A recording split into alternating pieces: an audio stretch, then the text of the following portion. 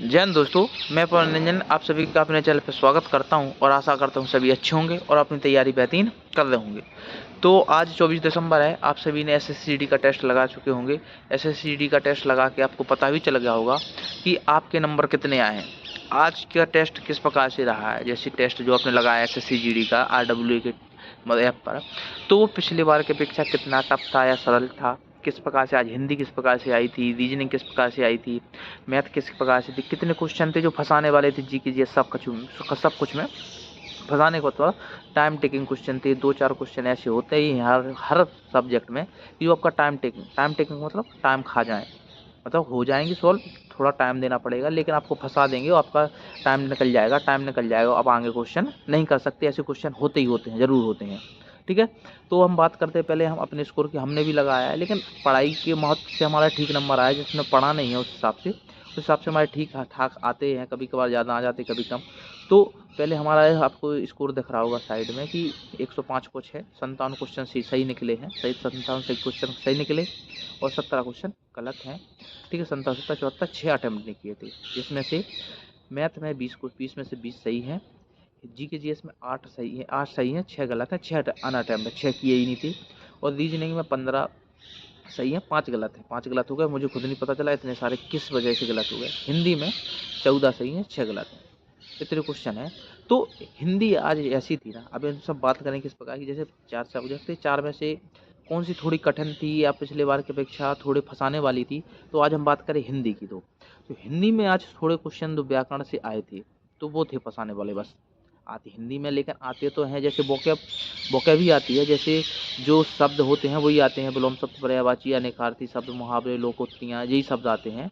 लेकिन आज थोड़े अलग ही शब्द आ चुके थे, मतलब कि व्याकरण आ गई थी, इसलिए थोड़े फंसाने वाले थे।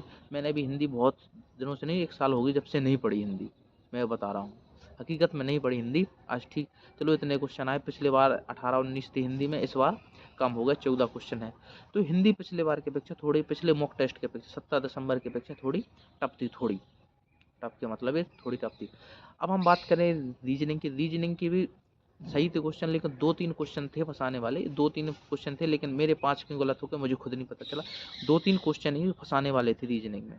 ठीक है, जीकेजीएस में हाँ थे क्वेश्चन अच्छे थे, आज की जीकेजीएस बहुत अच्छी थी, मतलब फंसाने वाली। पिछले बार में जीकेजीएस में मेरे 13 क्वेश्चन थे, इस बार 8 ही सही निकले हैं।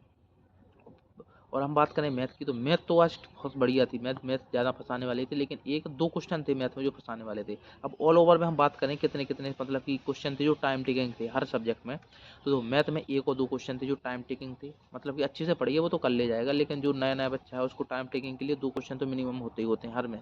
ठीक है, जीकेजीएस तो टाइम टेकिंग होती नहीं है, जीकेजीएस में आया तो लगाओ, नहीं आया तो छोड़ दो, सीधा सीधा। जैसा मेरा फंडा है, मैंने 4 मिनट में जीकेजीएस के 20 क्वेश्चन देख लिए, मतलब कि मुझे जितने क्वेश्चन आ रहे थे उतने लगा दिए। अब उसमें से भी गलत कर गए वो अलग बात है, जैसे 8 क्वेश्चन मेरे सही निकले, 6 गलत हैं, 8 से 14 अटेम्प्ट किए थे और 6 छोड़ दिए थे। ठीक है, तो इसमें भी ऐसा होता है कि जीकेजीएस कठिन भी आ जाती है सही, लेकिन पिछले ही टेस्ट की अपेक्षा बात करें तो लेवल जीकेजीएस का थोड़ा सही था, उनका हार्ड था। ठीक है, अब बात करें रीजनिंग की। रीजनिंग में 2 या 3 क्वेश्चन थे जो फंसाने वाले थे, टाइम ले जाते आपका, कर लेते आप। कई सारे बच्चों की 20 में से 20 भी आए होंगे, जो हमारी वीडियो देख रहे होंगे उनके 20 में से 20 भी होंगे रीजनिंग। तो मैं अपने बताता हूँ, इसमें टाइम टेकिंग थे 2-3 क्वेश्चन, टाइम टेकिंग की बात कर रहा हूँ। ठीक है, अब हम हिंदी की बात करें तो हिंदी में वही जैसा जीकेजीएस में है वैसे हिंदी का है कि आया तो लगाया, नहीं तो छोड़ दो, फिर बाद में देखो जब कब टाइम बचा। तो हिंदी में, लेकिन आज व्याकरण ने थोड़ा परेशान किया होगा, संज्ञा सर्वनाम इन शब्द वालों ने आपको परेशान किया होगा, वो अच्छी बात है। तो ठीक, अब हम पूरे ऑल ओवर टेस्ट की बात करें कि जो टेस्ट हुए हैं ना पिछली बार 17 दिसंबर को, उसकी अपेक्षा ये टेस्ट कैसा था, मॉक टेस्ट कैसा था RWA का, सरल था, कठिन था, ईजी था और ज़्यादा वो कठिन था। दो 3 टेस्ट की बात करते हैं, पहले हम 10 दिसंबर की, फिर 17 दिसंबर की, फिर 24 दिसंबर की।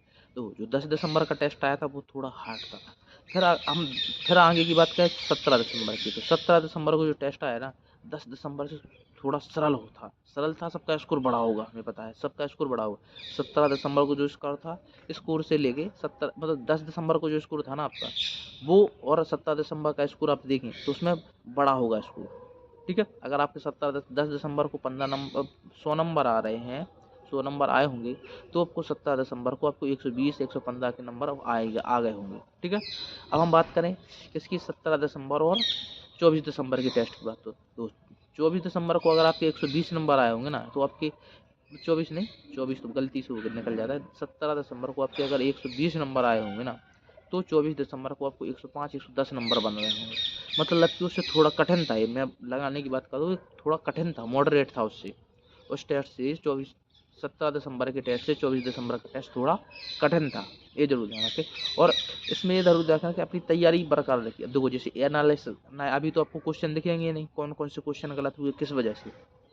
जब आपके शाम को क्वेश्चन खुल जाएंगे, दिखने लगेंगे, तो आपको देखना है उसमें कि मेरे किस प्रकार से क्वेश्चन गलत पड़े हैं।